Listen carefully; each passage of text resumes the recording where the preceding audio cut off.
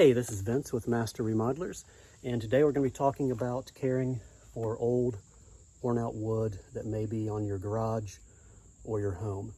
You can see right here behind me, this trim board on this garage has seen better days. A lot of loose paint, some separation here where the two boards join together. So we're going to show you today how to clean this loose paint up and get it ready for priming and painting. Step one is going to be obviously scraping the loose paint.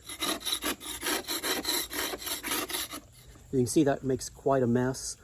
We did test this paint for lead before we started, and there is no lead in this paint, so we're safe to do it without a mask. If you do have a respiratory condition or you're sensitive to dust and particulate matter in the air, it is a good idea to wear a mask or some type of face covering while you're doing this. But we're going to go ahead and scrape this again with a wider blade this time. All right, we've got a lot of that loose paint off.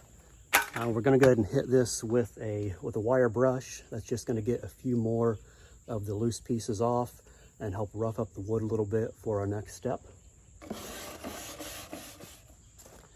All right, that's done.